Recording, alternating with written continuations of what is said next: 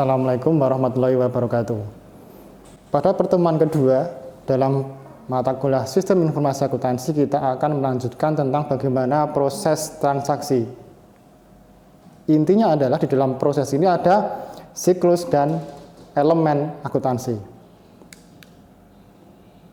Oke, ini kemampuan yang harus Anda pelajari atau Anda kuasai, yaitu menjelaskan penerapan sistem informasi akuntansi dan siklus elemen akuntansi. Oke, di dalam suatu perusahaan atau suatu bisnis entitas, setiap perusahaan melakukan kegiatan bisnis. Tujuannya pasti akan berbeda-beda karena kondisi dari perusahaan juga akan berbeda-beda. Kebutuhan akan informasi itu menjadi hal yang sangat mutlak di perusahaan. Di pertemuan pertama, kita sudah membahas tentang apa itu data, apa itu informasi. Nah, di pertemuan yang kali ini yang kedua, kita akan melanjutkan fungsi dari data dan informasi itu dalam proses kelangsungan bisnis dari suatu perusahaan. Informasi dibutuhkan oleh setiap perusahaan berbeda-beda, maka desainnya pun juga akan berbeda-beda. Entah itu desain infrastrukturnya, desain softwarenya, desain bagaimana mengelola manajemennya. Itu akan menjadikan suatu keunikan atau suatu ciri tersendiri yang tidak dapat disamakan antara perusahaan A, perusahaan dan B, dan seterusnya. Itu merupakan suatu keunggulan internal yang boleh dikatakan suatu rahasia yang ada di dalam perusahaan itu. Oke, proses. Bagaimana maksud dari proses bisnis itu? Adalah sekumpulan tindakan mulai dari masukan, kemudian proses, kemudian sampai menghasilkan suatu keluaran yang diinginkan. Ada awal, ada proses, dan juga ada akhir atau hasil yang dihasilkan. Kemudian bagaimana dengan definisi bisnis? Untuk menciptakan hasil yang memiliki nilai, perusahaan pasti akan mengelola sumber dayanya. Sumber daya itu banyak sekali. Dari sumber daya aset yang dimiliki, sumber daya manusia, sumber daya IT, dan seterusnya. Untuk apa? Untuk memperoleh nilai atau value. Nilai akhir dari perusahaan, entah itu nilai akhir dari dalam proses nilai sahamnya, kemudian nilai dari total laba, dan seterusnya. Proses bisnis adalah sekumpulan tugas atau aktivitas untuk mencapai tujuan yang secara berurutan, secara paralel, yang dilakukan oleh manusia dengan sistem baik di luar ataupun di dalam organisasi. Jadi di dalam perusahaan itu kita akan tahu apa itu bisnis, apa itu proses bisnis. Nah, SIA pada umumnya dirancang untuk menghasilkan suatu informasi yang dipakai untuk pengambilan keputusan. Tetapi di zaman sekarang yang serba teknologi dan IT, keputusan itu harus didukung dengan model IT. Jadi transformasi data itu sangat mudah, sangat cepat, dan sangat akurat. Sehingga SIA berbasis komputer akan mengubah transaksi dalam bentuk yang dapat dibaca oleh komputer untuk proses kelanjutannya. Nah, setelah diproses, perlu ada penyimpanan yang dibaca oleh mesin, kemudian dikonversi dalam bentuk lain yang dibaca oleh manusia. Jadi dalam suatu data, informasi itu disimpan di dalam komputer, di dalam laptop, disimpan di dalam cloud, dan seterusnya, pasti juga akan menginginkan untuk dikeluarkan, dicetak misalkan, dalam laporan keuangan, ataupun dikirim PDF, dan seterusnya. Nah, itu akan mudah proses transformasinya, merubahnya, ataupun dalam proses pengirimannya. Nah, kita lihat bagaimana bagian proses dari transaksi, kemudian data. Nah, di sini kita lihat, pertama ada transaksi. Transaksi itu banyak sekali dalam perusahaan itu. Entah transaksi pembelian, penjualan, kemudian pengadaan bahan baku, dan seterusnya. Kemudian data. Data itu dalam bentuk kuantitatif ataupun kualitatif yang sudah saya sebutkan di pertemuan satu kemarin itu. Kemudian proses. Proses ada yang menambah, mengurang, menghapus, dan seterusnya. Setelah itu ada yang berikutnya adalah disimpan. Jadi ada garis naik dan turun, itu adalah garis bahwa alurnya itu saling bolak-balik. Jadi bisa menambah dan mengurangi. Kemudian terakhir adalah bagaimana proses terakhir itu dari data tadi menghasilkan yang namanya informasi yang dipakai untuk informasi akuntansi, kemudian informasi yang berhubungan dengan manajemen. Nah, di sini kita lihat, ini adalah gambaran yang sudah pernah Anda pelajari di mata kuliah sebelumnya, bagaimana proses dari siklus akuntansi. Saya tidak akan menjelaskan karena Anda sudah pasti paham, dan Anda harus bisa tahu bagaimana proses ini berlaku ataupun dijalankan di suatu perusahaan. Antara lain adalah mulai dari transaksi, kemudian bukti transaksi, kemudian jurnal umum, kemudian buku besar, kemudian neraca saldo sampai dengan neraca saldo setelah penutupan. Nah, ini suatu siklus yang berdikata selalu terulang ataupun menjadi suatu hal yang reguler. Mau nggak mau perusahaan pasti akan melewati seperti ini. Nah, di manakah posisi sianya nanti? Ya di semuanya ini. Semua sistem informasi akuntansi akan melingkupi bagian-bagian yang ada di dalam proses ini. Elemen di dalam pemenuhan data itu yang pertama adalah bagaimana menginput data tadi, kemudian menyimpan, kemudian memproses dan menghasilkan suatu output dalam bentuk informasi. Oke, kita lanjutkan. Nah, di dalam perusahaan pasti akan ada yang namanya sumber daya. Sumber daya ini kita globalkan dulu aja. Jadi tidak kita spesifikkan apa itu sumber daya itu, tapi banyak sekali. Aset, kemudian SDM dan seterusnya. Kemudian ada kegiatan. Kegiatan pasti kegiatan bisnis, kegiatan transaksi yang hubungan dengan penjualan, kemudian pembelian dan seterusnya. Kemudian ada yang dapat kita lihat faktornya menghasilkan apa ini? Oh, perilaku eksternal dan perilaku internal. Nah, kita juga harus tingkat bahwa di perusahaan itu selalu berhubungan dengan dua bagian itu, internal dan eksternal. Itu adalah bagian yang tidak dapat kita lepaskan. Kita harus memixkan sehingga apa yang sudah kita rancang, kita bangun di depan dapat menghasilkan suatu keputusan yang baik. Oke, ini proses input data. Jadi mengumpulkan data terlebih dahulu. Kalau mudahnya adalah seperti kita menjurnal. Pasti ada bukti transaksinya. Misalkan penjualan tunai, mesti ada faktur tunai. Ataupun kalau tadi faktur atau nota lah gitu. Kemudian data yang diperlukan ini tadi untuk aktivitas, kemudian sumber daya yang mempengaruhi dan juga pihak yang terlibat di dalam proses yang tadi. Berarti ini bagian-bagian yang diperlukan. Oke, kita lanjutkan. Aktivitas untuk meningkatkan akurasi dan efisiensi dalam menginput data itu harus kita dukung dengan 3 bagian. Pertama, dokumen teron, kemudian otomatisasi dokumen sumber, kemudian dokumen sumber dan entry data yang didesain dengan baik. Nah, proses dari input data itu yang jelas kita ada 4 kategori, yaitu mengupdate, mengubah, menambah, dan menghapus. Ini sangat mudah kita pahami. Seperti kalau kita dalam proses membuat file di dalam satu laptop atau komputer, kita akan membuat new atau mengupdate dari yang sudah new yang kemarin, berarti sudah ada file lama. Kemudian mengubah, berarti kita menambah satu atau beberapa data. Kemudian menambah tadi sudah, mengubah itu juga bisa dikatakan menambah tapi juga bisa merubah. Kemudian menghapus kalau sudah tidak terpakai, entah itu bagiannya ataupun file itu sendiri. Oke, pembaharuan data itu dibagi menjadi proses batch, kemudian proses yang online.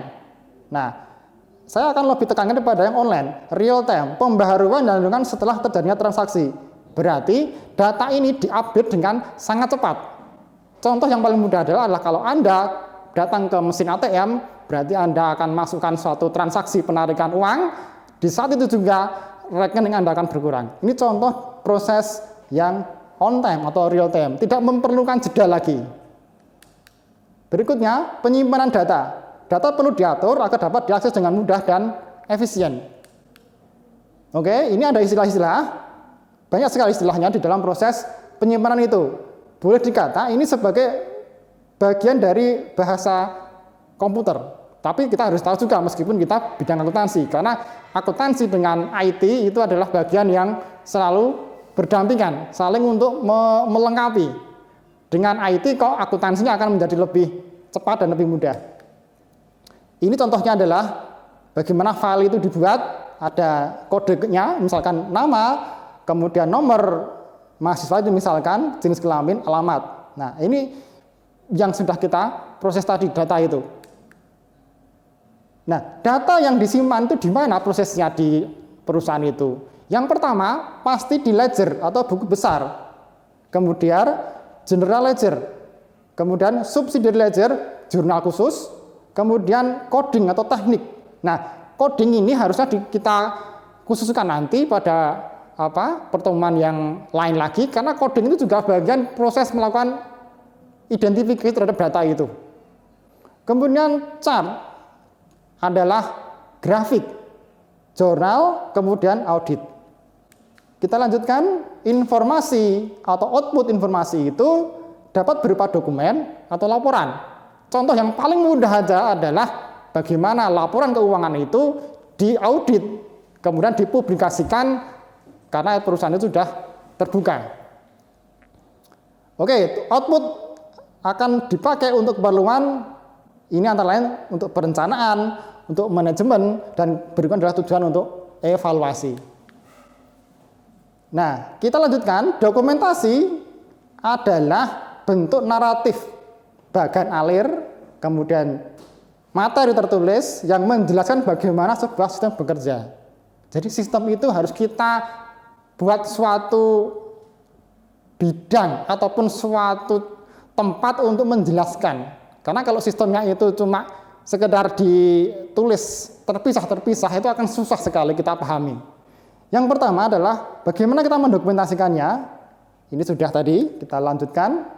Nah, proses dokumentasi itu antara lain adalah diagram arus data, bagan alir dokumen atau tadi, bagan alir program. Nah, kita akan mulai tentang bagaimana di arus data itu dalam satu organisasi. Kita akan mulai dengan elemen diagram. Pertama adalah sumber dan tujuan, ada arus data, proses transformasi, kemudian penyimpanan. Nah, sebelum kita melanjutkan proses bagaimana mendesain dokumentasi tadi, kita harus tahu simbol-simbolnya. Simbol ini sudah berlaku internasional, jadi tidak boleh Anda karang sendiri ataupun Anda modifikasi bentuknya. Jadi ini kan kotak dan seterusnya tidak boleh dirubah ke bentuk yang lain. Kemudian anak panah. Ini mewakili proses penyimpanan. Kemudian transformasi, itu bentuknya lingkaran. Kemudian, nah ini sumber simpanan atau data tempat penyimpanan diwakili dengan 2 garis horizontal. Contohnya adalah seperti ini tentang bagaimana kita proses tentang, nah ini pengelolaan piutang. Ada pelanggan, kemudian dia membayar, kemudian pembayaran itu masuk ke bank, ada penyimpanan, kemudian sampai ke manajer kredit. Nah, disinilah SIA itu berperan untuk menjaga data ini selalu akurat, selalu cepat untuk sampai ke ujung sana. Bagaimana manajer memutuskan bahwa pelanggan A ini akan diberikan kredit di suatu saat nanti, kita berikan diskon, kita berikan tambahan penjualan dan seterusnya. Kemudian berikutnya adalah bagan alir. Ini akan memerlukan simbol-simbol juga seperti yang tadi diagram arus data tadi itu. Nah, simbolnya juga sudah standar. Jadi contohnya seperti ini, ada dokumen, ada output dan seterusnya. Terus contohnya, nah caranya bagaimana membuat bagan alir atau flowchart itu? Pahami sistem sebelumnya. Jadi Anda harus tahu kita mau membangun sistem itu apa. Kalau sudah tahu prosesnya dari awal, sistem ini dibangun untuk misalkan mengelola penjualan secara kredit, kita akan tahu siapa yang terlibat, dokumen apa yang harus disiapkan, kemudian pihak mana yang harus memenuhi kegiatan itu. Nah, ini contohnya seperti itu. Kemudian identifikasi dokumennya, tadi sudah saya sebutkan. Nah, kemudian yang penting adalah bagaimana Anda mendeskripsikan dalam simbol-simbol yang barusan saya jelaskan. Nah, menghubungkan 2 komponen secara langsung kecuali ketika memindahkan dari satu kolom ke kolom yang lain. Jadi gambar itu akan memberikan ilustrasi proses kerja atau proses suatu sistem itu menjalankan bisnis itu. Oke, ini tadi dokumen yang harus disiapkan. Nah, contoh yang paling mudah adalah ketika Anda melakukan KRS-an. Kan Anda harus datang ke kampus, kemudian registrasi, meskipun registrasi online. Kemudian Anda datang ke dosen pembimbing akademik, kemudian minta tanda tangan, kemudian disahkan oleh akademik, kemudian dibalikan ke Anda, kemudian selesai proses itu. Nah, itulah contoh dari bagan alir yang dapat kita jelaskan di kesempatan kali ini. Tadi yang di depan itu adalah proses diagram arus data, kalau ini bagan alir. Nah, seperti ini, proses KRS-an. Ini juga akan berlaku pada proses penjualan, pembelian, ataupun secara keseluruhan proses bisnis di dalam perusahaan. Oke, ini bagan alir sistem tadi pasti akan menggunakan perangkat keras komputer dan perangkat lunak. Contohnya adalah misalkan waktu Anda membuat atau mengetik suatu dokumen akan Anda simpan, tapi disimpan itu juga diproses dulu, kemudian dapat Anda distribusikan, Anda kirim dan seterusnya. Oke, ini tadi contoh dari proses diagram sistem. Bagan alir tadi sudah. Oke. Nah, kita akan melanjutkan bagaimana informasi itu untuk keputusan. Kita lihat ada customer, ada supplier, resource, internet, dan produk. Ini akan selalu kita hadirkan. Data ini akan kita selalu update dalam proses kemudian menjadikan output. Ini terus berlangsung selama perusahaan hidup. Dan selama perusahaan ingin berkembang, ini harus selalu dijaga. Nah, ini karakteristiknya proses bagaimana kita menyediakan informasi untuk pengambilan keputusan. Nah, berikut adalah pentingnya proses bisnis dalam memperbaiki proses, berarti memperbaiki bisnis itu sendiri. Nah, bisnis dapat lebih bersaing, menghasilkan profit yang lebih. Tujuan dari perusahaan pasti akan profit yang lebih. Sehingga dengan adanya sistem informasi akuntansi, kita mengelola sumber daya tadi itu untuk melakukan efisiensi, mempercepat pengambilan keputusan, dan mempermudah atau bagaimana manajer itu melakukan keputusan terhadap apa yang harus dia lakukan. Siklus di dalam akuntansi itu ada pendapatan, pengeluaran, penggajian, SDM, produksi, dan keuangan. Hampir sama seperti yang pernah kita pelajari dalam sistem akuntansi yang manual. Jadi proses bisnis yang sebenarnya sudah pernah Anda pelajari di akuntansi dasar itu akan kita lanjutkan di sini. Oke, ini terakhir gambar tentang siklus yang tadi 1, 2, 3, 4, 5, 6. Siklus ini saling terhubung, saling terkait. Mana yang dulu, mana yang belakang susah. Karena perusahaan itu kan tidak bisa kita lakukan cek dulu mana yang awal, mana yang akhir. Karena semua langsung berlangsung. Sekarang produksi, sekarang ada yang sudah dijual. Sekarang sudah dijual, ada yang dulu sudah dijual, sekarang kita tagih lagi. Atau sekarang kita membayar utang terhadap utang kita yang dulu. Tapi yang jelas arahnya itu harus jelas. Misalkan, saya ambil contoh aja, misalkan siklus keuangan di sini pasti akan berhubungan dengan sistem buku besar. Karena di dalam buku besar akan merekam semua data yang dapat kita tampilkan. Ini adalah outputnya dari bagian-bagian ini masih akan sini. Meskipun nanti akan melewati siklus yang lain dulu. Siklus pengeluaran, siklus SDM, siklus produksi, siklus pendapatan, dan siklus keuangan. Ini adalah komponen-komponen bisnis yang dapat kita lalui atau kita manage di dalam suatu perusahaan sehingga apa yang kita hasilkan akan mencapai hasil yang maksimal. Nah, demikian yang dapat saya sampaikan dalam pertemuan kedua kali ini. Saya akhiri. Wassalamualaikum warahmatullahi wabarakatuh.